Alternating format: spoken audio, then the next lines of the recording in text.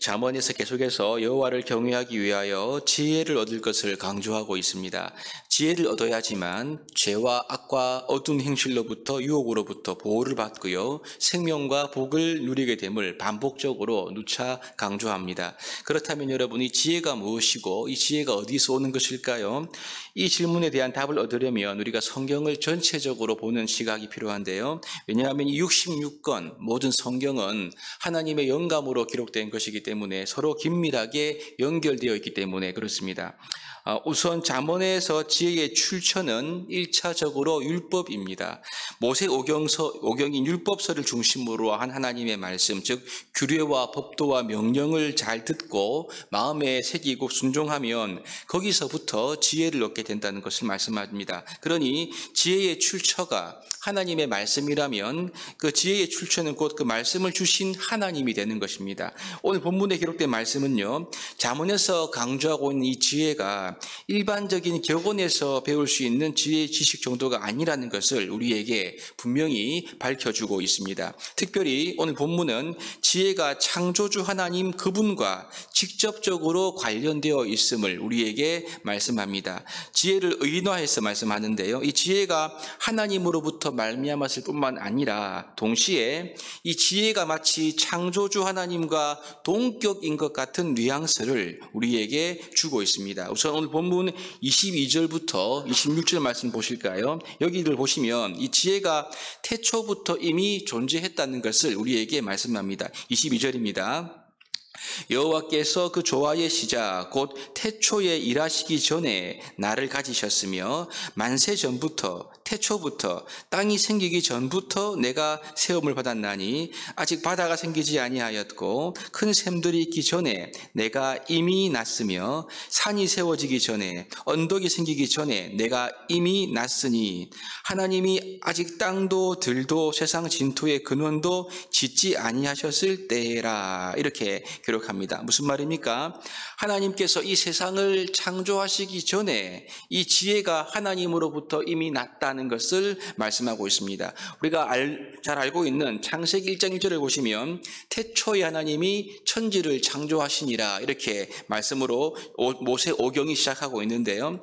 여러분, 이 창세기 1장 전체는 천지 창조의 기사를 기록하고 있습니다. 근데 오늘 잠언에 보니까요, 천지가 만들어지기 이전에, 즉 이 창세기 1장 1절 말씀 이전에 이미 지혜가 존재하고 있었다는 것을 우리에게 알려주고 있습니다. 그러니 잠언 저자가 말하고자 하는 이 지혜의 시작은요, 율법을 주신 하나님, 율법을 주신 것보다 더 이전으로 올라가고 있다는 것을, 한마디로 하면 영원 전부터 계신 하나님께로 거슬러 그 때가 올라가고 있다는 것을 우리에게 말하고 있습니다. 뿐만 아니라 그 다음 절인 27절부터 31절까지는요, 이 지혜가 하나님께서 창조하시는 그 전 과정에 함께 있었다, 이것을 말씀합니다. 27절을 보실까요?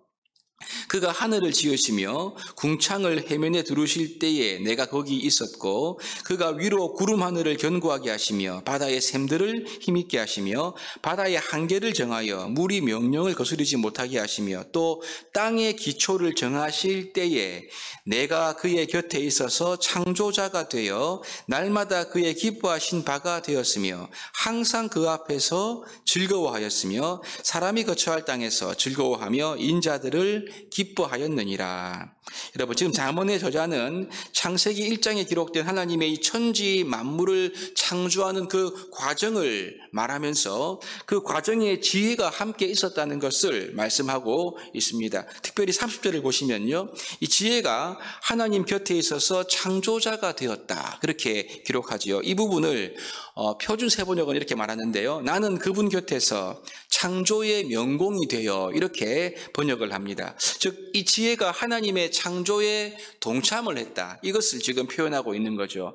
나아가 30절과 31절 하반부에 보시면요, 이 지혜를 가리켜서 지혜가 항상 그 앞에 하나님 앞에서 즐거워하였고 또 기뻐하였다라고 이렇게 말하지 않습니까? 이 말은 어떤 이 지혜가 어떠한 기능을 가지고 있는 도구가 아니라 기뻐하는 감정을 가진 인격체로 의인화해서 이 묘사를 하고 있다는 것을 보게 됩니다. 여러분, 그래서 어거스틴이나 칼빈 같은 신학자들은요, 이 지혜를 가리켜 삼위 하나님 중에서 2위 성자 하나님을 묘사하고 있다, 가리킨다는 것으로 해석을 하기도 했습니다. 이러한 해석은 신구약 전체로 볼 때 일리가 있어 보입니다. 왜냐하면요, 제가 서두에 말씀드렸지만 성경 66권은 서로 연결되어 있기 때문에 전체적인 맥락에서 볼 필요가 있는 것이죠.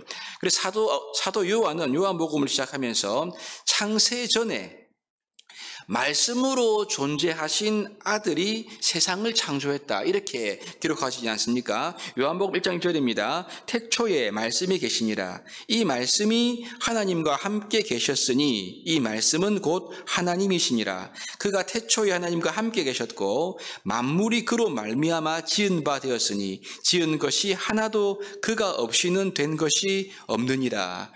여러분, 요한은 예수님을 가리켜 태초부터 존재하던 말씀으로 표현하고 있습니다. 그 말씀, 즉 예수님이 천지를 지은 창조주가 됨을 요한복음에서 선포함으로써 요한복음을 시작하고 있죠. 이뿐만 아니라 사도 바울도 마찬가지입니다. 그의 서신에서 예수님을 가리켜 그는 보이지 아니하시는 하나님의 형상이시요 모든 피조물보다 먼저 나신 자니 이시니 만물이 그에게서 창조되었다, 그렇게 말하면서요, 만물이 다 그로 말미암고 그를 위하여 창조되었다라고 말씀을 기록하고 있습니다. 그러니 여러분, 오늘 본문에서 기록하고 있는 지혜는 어거스틴이나 칼빈이 말한 것처럼 하나님의 아들을 가리키는 표현으로 우리가 볼 수가 있는 것입니다. 그러니 오직 지혜를 얻는 길만이 생명을 얻는 길이고요, 지혜를 얻어야지만 여호와를 경외할 수 있다는 말씀은 신약의 예수 그리스도에 의해서 그 의미가 더욱 분명해지고 있다, 이렇게 우리가 볼 수 있습니다.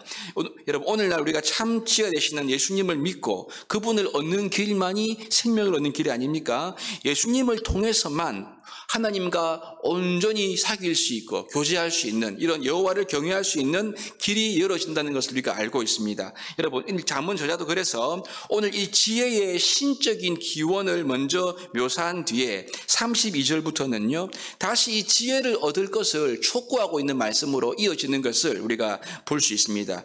왜 그렇습니까? 지혜를 얻느냐, 지혜를 잃느냐, 여기에는요 그 결과가 달라집니다. 사망이냐 생명이냐. 지혜를 얻으면 생명이지만 지혜를 잃어버리면 사망이라고 말씀을 하고 있지요. 마찬가지로 예수님을 믿느냐, 예수님을 거부하느냐에 따라서, 예수님을 얻고 잃음에 따라서 우리의 영생과 심판이 갈라지는 것을 우리가 알고 있습니다. 여러분, 그렇기 때문에 우리가 지혜 되신 그리스도를 얻기 위해서라면, 천국을 소유하려면 나의 모든 것을 다 팔아서 그분을 얻어야지요. 왜 그렇습니까? 예수님이 생명이시기 때문에 그렇습니다. 예수님을 얻는 길만이 유일한 생명이기 때문에 우리가 그리스도를 가장 소중히 여기고 그분을 얻어야지요.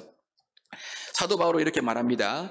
또한 모든 것을 해로 여기면 내 주 그리스도 예수를 아는 지식이 가장 고상하기 때문이라. 내가 그를 위하여 모든 것을 잃어버리고 배설물로 여기면 그리스도를 얻고 그 안에서 발견되려 합니다. 이렇게 바울은 고백합니다. 여러분, 창세 전부터 계셨던 하나님의 영원한 지혜이신 우리 그리스도를 얻는 것, 그리스도 안에서 발견될 수 있다면 나의 모든 것을 잃어버리고 이것을 다 잃어버린다 하더라도 그분을 얻는 것이 가장 귀한 것이다라고 우리에게 바울은 강조하고 있습니다. 왜냐하면 그리스도를 아는 지식이 참 지혜이고 가장 고상한 것이기 때문에 그렇죠. 여러분, 우리는 그리스도를 귀하게 여기고 있습니까? 간절히 지혜를 구하듯이 우리 주님을 우리의 삶의 중심에 모시고 있습니까?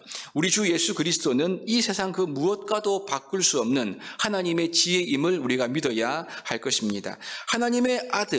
하나님의 아들이신 그리스도, 하나님 그분을 소유하는 것만큼 가장 복된 것이 어디에 있겠습니까? 이 새벽에 참 지혜이신 예수님, 그분을 믿고 그분을 아는 길만이 하나님을 경외하는 참된 길임을 이 시간 깨달을 수 있기를 바라고요. 그래서 우리의 삶의 모든 것을 들여서 예수님을 추구하고 예수님을 따르고 그분을 우리의 삶의 중심에 모시고 그분께서 성령으로 말미암아 계시하시는 하나님의 놀라운 은혜 가운데 하나님의 지혜를 더 풍성히 깨닫고 누리는 그런 은혜를 누리신 우리 모두가 될 수 있기를 주님의 이름으로 축복합니다.